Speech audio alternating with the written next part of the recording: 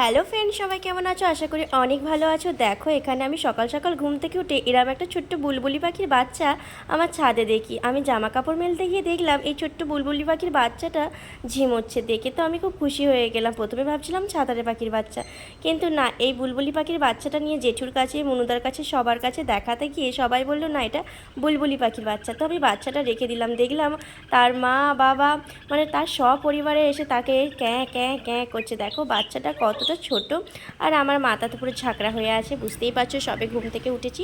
আর এদিকে দেখো বুলবুলি পাখিগুলো কি সুন্দর করে ডাকছে। আমি তার বাচ্চাকে নিয়ে নিয়েছি, যেহেতু তার তো রাগ হবেই। যে যার বাচ্চা সে যার মায়ের কাছে থাকলেই বেশি ভালো লাগে। এই যে মা, আর ওটা বাবা। বাবাটা এখানে বসে বসে দেখছে আর মাটা চেঁচাচ্ছে।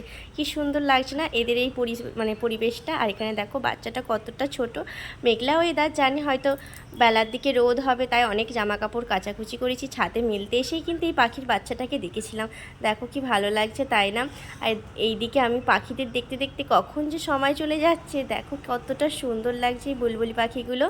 আর দেখো পুজো পাঠ হয়ে গেছে, ঠাকুরের বাসন কোসন আরে আমি ধোয়া মাজা করে নিয়ে ঘরদোরটা গুছিয়ে মুছিয়ে নিয়েছি। আর বাবুকে নিয়ে ওর পাপা ডেলি স্কুলে যায়, যেমন স্কুলে চলে গেছে। আর আমার সমস্ত সংসারের কাজগুলো করতে হবে, কারণ আমাকে একটু তাড়াতাড়িই করতে হবে, যেহেতু আমি আজকে একটু ব্যাংকে যেতে হবে এটিএম কার্ডের জন্য। কয়েকদিন ধরেই যাচ্ছি, মোটে হচ্ছে না, আমার কর্তামশাইয়ের জন্যই যাওয়া আর কি। আর এখানে দেখো আমি সব কিছু কাজ করছি আর ভাবছি শুধু বুলবুলি পাখিটা এখন কী করছে। তবে তারপরে কি হলো জানো, বুলবুলি পাখির মা তার বাচ্চাটাকে নিয়ে গিয়ে দাদা ভাইদের, মানে আমার শাশুড়ি মায়েদের ঘরের ছাদে গিয়ে গালে করে ফেলে দিয়েছে। সেইটা দিয়েই চিকু আরে পুপু দেখছে, আনন্দ করছে। আর এখানে একটু কাতলা মাছ এনেছিল দিশে, এই মাছের টমেটো দিয়ে একটু ঝাল ঝাল করব। আর ডাল আছে আমরা দিয়ে, আর চাটনি আছে। এই আজকের বেশি কিছু রান্না বান্না একদমই করবো না, কারণ আমাকে খুব তাড়াতাড়ি ব্যাংকে যেতে হবে আর কি। তারপরে বাবুরা আসলে তাদের খাওয়া দাওয়া। এখানে আমি ঘরদোরটা মুছে ভালো করে ঝাড় দিয়ে মোছামুছি করে নিলাম। তারপরে গ্যাস ট্যাস মোছা, বাসন কোসন মাজা, সব কাজ আমার কমপ্লিট হয়ে গেল। এবার নাও আসার পালা চললো। আর কয়েকদিন ধরে বৃষ্টি হচ্ছিলো, যেহেতু ঝাঁটাগুলো তারপরে ঝাড়ুগুলো অনেক ময়লা হয়েছিল, সেগুলো কেচে নিলাম, বটিটা ভালো করে ধুয়ে নিলাম। আর এই যে জামা কাপড়গুলো অর্ধেক শুকনো হয়েছে, অর্ধেক শুকনো হয় না। আকাশের অবস্থা দেখো কতটা মেঘলা মেঘলা করছে। যেই শুকনো হতে যায় সেই দেখি না এরকম বৃষ্টি আসতে যায়। যে কটা শুকনো হয়ে আছে পেরে নিয়ে চলে আসলাম, সেগুলো গুছিয়ে গাছিয়ে নিই। ঘড়ি কাটা কিন্তু 11টা 15 বেজে গেছে। এবার কিন্তু বাবুর আসার পালা আর কি। আর বাবু আসলেই তাদের খেতে টেতে দিতে হবে, বাবুর ড্রেস চেঞ্জ করে দিতে হবে। ভাবছি যেতে যেতে মনে হয় আমার 1টাই না বেজে যায়, মানে ওকে স্নান টান করিয়ে যাব। আগের বারে যেতে গিয়ে আমার 2 ঘন্টা সময় লেগে গেছে। এদিক যাও সেদিক যাও, এই আনো, প্যান কার্ড দাও, মানে সব কিছু, আধার কার্ডের জেরক্স করে আনো, ভোটার কার্ডের জেরক্স করানো, এটা সেটা বলার পর কখন যে এত সময় চলে যায়, তাই জন্য পেট ভর্তি করে খাইয়ে আর নিজেও একটু খেয়ে দিয়েই বেরোবো ভাবছি আর কি। জামা কাপড় বেশিরভাগটাই বাবুর, কারণ বাবু খেলাধুলা করে। আর এই বর্ষায় একটা ছেড়ে 3টে করে জামা সেট পরে, জানো তো।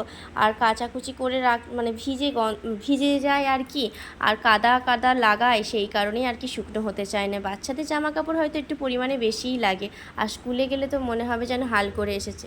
সকালবেলায় বাবু সাবু করে ভালো করে সাজিয়ে গুজিয়ে স্কুল পাঠাবো, আর আসবে যেন মনে হয় হাল করে এসছে। এই যে খাবার দাবার নিয়ে বসে পড়েছি, এক মুক্তি খাইয়ে দিই, না খাইয়ে দিলে তো আবার খাওয়া দাওয়া হবে না।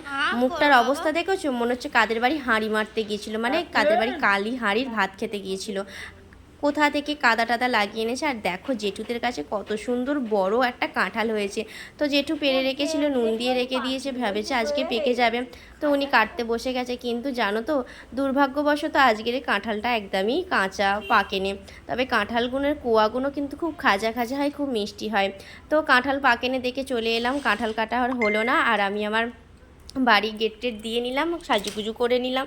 এই গরমে কী যে বিরক্ত লাগছে, এই পরন্ত দুপুরবেলায়, মানে 12:30 বাজে, তখন আমাকে গাড়ির জন্য মেন রোডে দাঁড়িয়ে থাকতে হবে।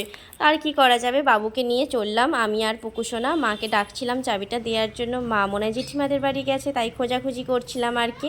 তারপরে অনেক কষ্টে 15 মিনিট পর রাস্তায় দাঁড়িয়ে দাঁড়িয়ে একটা অটো পেলাম।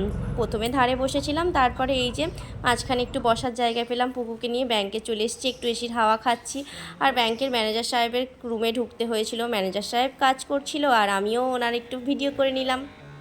তো ম্যানেজার সাহেবটা ভীষণ ভালো ছিল, ভীষণ ফ্রেন্ডলি ছিল, আর আমার সঙ্গে অনেক গল্প করছিল, ভীষণ ভালো লাগলো আমার। আর তারপরে আমি এসে তো খিদে যে পেয়ে গেছে।